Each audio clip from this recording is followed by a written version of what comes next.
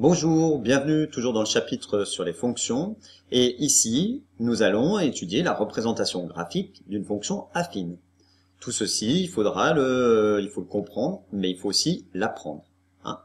Alors, eh bien, la représentation graphique d'une fonction affine, c'est-à-dire f qui a x associe à x plus b, c'est une droite.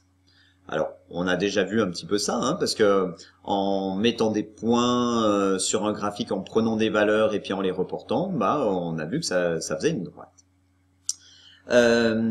Dans cette expression, petit a s'appelle le coefficient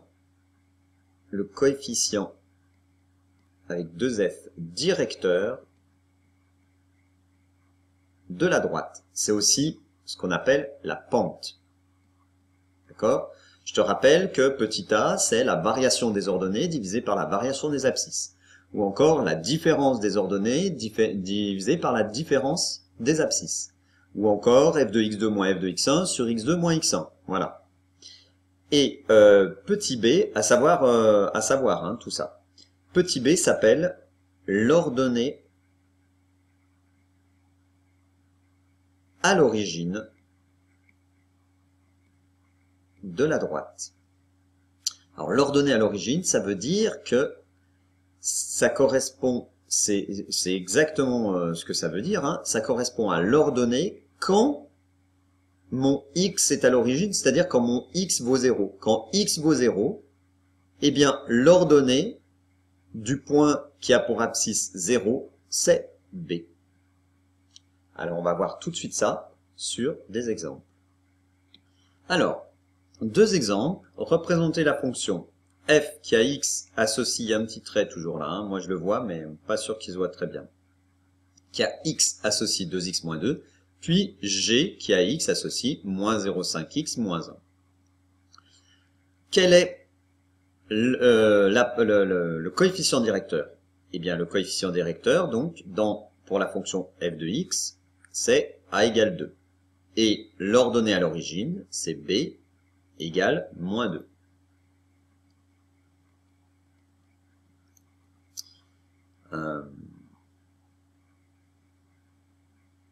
Voilà. Alors, tout de suite, je sais que le point d'abscisse 0 va avoir pour ordonnée moins 2. Je peux l'utiliser. Et dans un tableau de valeurs, mettre que pour x égale 0, f de x égale moins 2. Voilà. Ensuite, pour tracer ma droite, j'ai plusieurs solutions. Soit je prends des points que je calcule. Alors, comme je sais que c'est une droite, 2 points suffisent. Par sécurité, j'en prends un troisième pour, si jamais j'ai fait une erreur de calcul, arriver à me rendre compte que ma droite ne passe pas par les 3 points et à ce moment-là, il y a une erreur. Donc ça signifie que bah, on calcule f de 1. f de 1, alors je remplace. 2 fois 1, 2, moins 2, 0.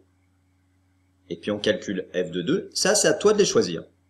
Si tu veux choisir moins 1, moins 2, moins 5, tu choisis en fait ce qui permet de faire un calcul rapide et sans trop d'efforts.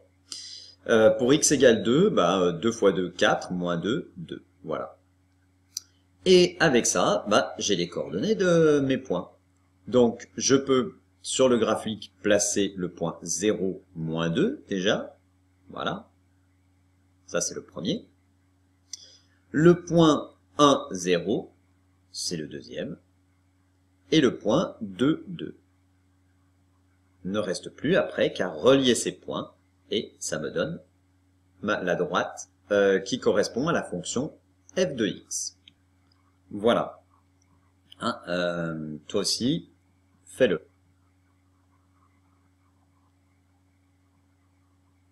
Alors, fais la même chose avec la fonction g. D'accord? Mets sur pause. Voilà ce que ça doit te donner. Tu peux prolonger les droites, hein, puisque de toute façon, elles sont infinies. On va discuter un petit peu sur ces droites. On va parler un peu plus du coefficient directeur, de l'ordonnée à l'origine. Alors, sous GeoGebra, tu peux aussi t'entraîner à faire ça. Alors, dans la barre de saisie, qui souvent est en bas, hein, qui la plupart du temps est en bas, mais là pour des questions de lisibilité, je la mets en haut. On va entrer f de x égale 2x moins 2. Hop, et voilà. Alors, je crois que je l'avais faite en rouge, donc je vais la faire en rouge. Hein. Un style un petit peu plus gras pour mieux la voir. Voilà. Et g de x, c'était moins 0,5x moins 1. Voilà. Et pareil, allez, en vert. Ok.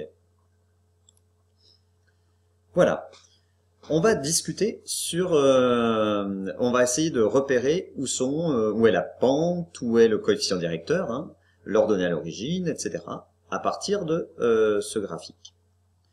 Alors, on a déjà dit que l'ordonnée à l'origine, qui est moins 2, hein, ça c'est B égale moins 2, eh bien c'est le point qui a pour abscisse 0 et ordonnée moins 2. Donc sans aucun calcul, tu peux arriver à le placer, à le placer ici. D'accord? Bah oui, abscisse 0, ordonnée moins 2. Et déjà tu as un premier point. Pour tracer une droite, il te faut 2 points. Alors tu pourrais effectuer un autre calcul, mais tu peux aussi te servir de la pente. Et il faut savoir se servir de la pente. C'est pas tu pourrais, il faut que tu saches. Il faut que tu saches tracer ces fonctions affines de toutes les façons possibles. Donc la pente ici, hop là, la pente c'est a égale 2. On a dit quoi? Que c'est la variation des ordonnées sur la variation des abscisses, c'est-à-dire la différence des y sur la différence des x.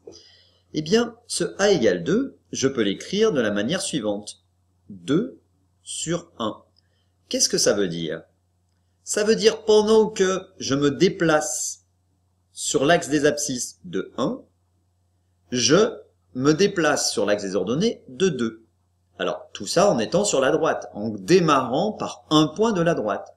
Donc, j'en ai déjà un point, ça tombe bien, celui-là. Donc, je me déplace de 1. Voilà, ça c'est ma variation des abscisses, qui est égale à 1. Voilà. Et je me déplace de 2. C'est la variation des ordonnées. C'est-à-dire, c'est y2 moins y1. Sans que j'ai à connaître y2 et y1. Et là, c'est x2 moins x1. Et je trouve mon deuxième point. Une fois que j'ai trouvé mon deuxième point, je peux tracer la droite. Ceci dit, je peux faire l'opération inverse. C'est-à-dire qu'à partir de cette droite qui est là, retrouver l'expression de la fonction. Alors tout de suite, je peux dire que le b, c'est moins 2. Et puis ensuite, je prends 2 points n'importe où. Là, et j'essaye de prendre des points qui sont bien placés. Alors je peux prendre celui-là et celui-là, celui-là et celui-là.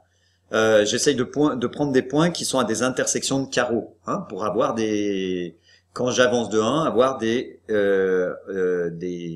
unités entières, hein, de déplacement. Et donc je regarde, et bien pour aller à ce point-là, je construis un petit triangle rectangle, comme ça, hop. Et ici, j'avance de 1, je me déplace de 2 sur les ordonnées, donc ça fait 2 sur 1.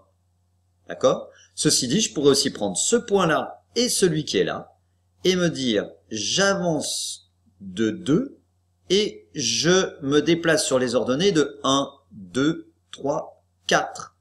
Donc ça voudrait dire que le coefficient c'est 4 sur 2, puisque je me suis déplacé de 2. 4 sur 2, c'est bien égal à 2. Je pourrais aussi prendre ce point-là et ce point-là. Je me déplace de 3, et là je me déplace de 2, 4, 6.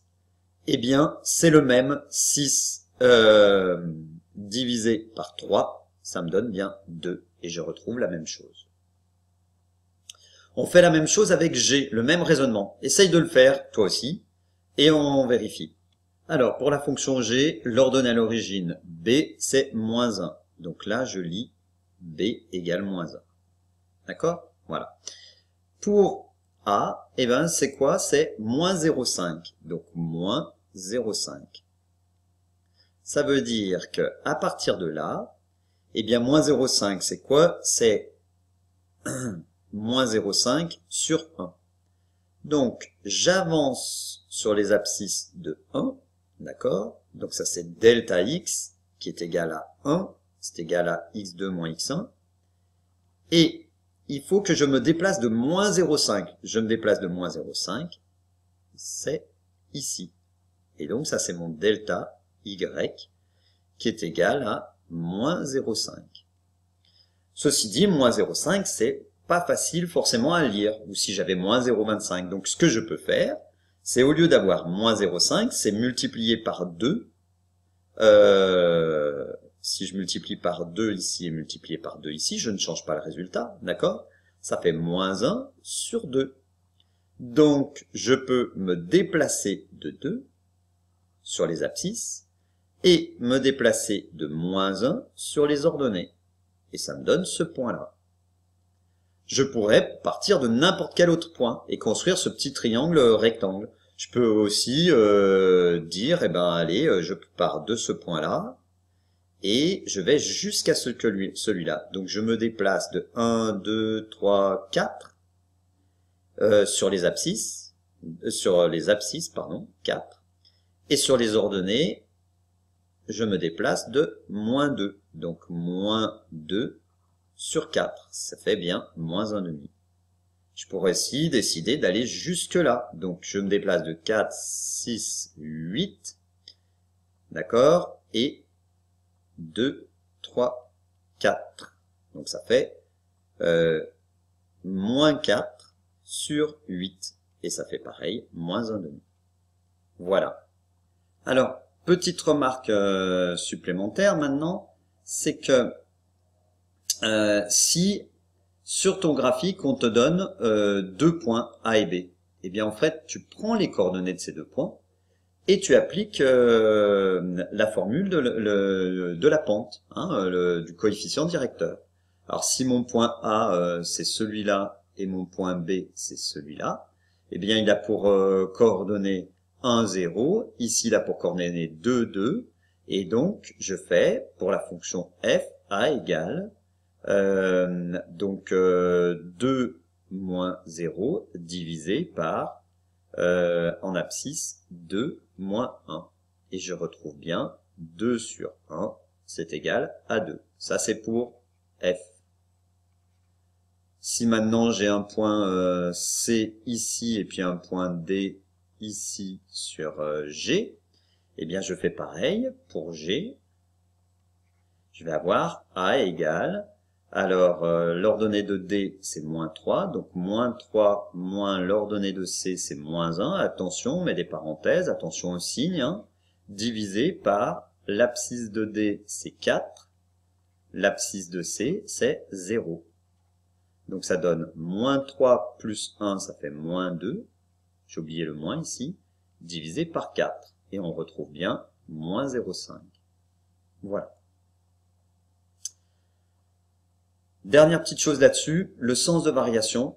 En fait, on va dire que si le coefficient directeur, c'est-à-dire A, est positif, alors la droite monte, mais on va pas dire monte. On va dire que la fonction affine est croissante sur R. Elle croît. Ok, il faut que je le fasse dans ce sens-là.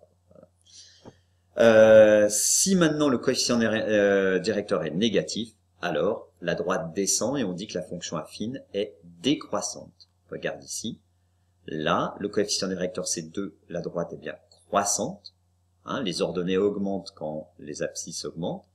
Et là, la droite représentative de G, eh bien, elle est décroissante, c'est-à-dire que les ordonnées diminuent quand les abscisses diminuent. Voilà. Il ne reste plus qu'à t'entraîner sur les exemples qui sont à la fin de ce cours, et puis on va regarder ça. Bon courage et à bientôt. Au revoir.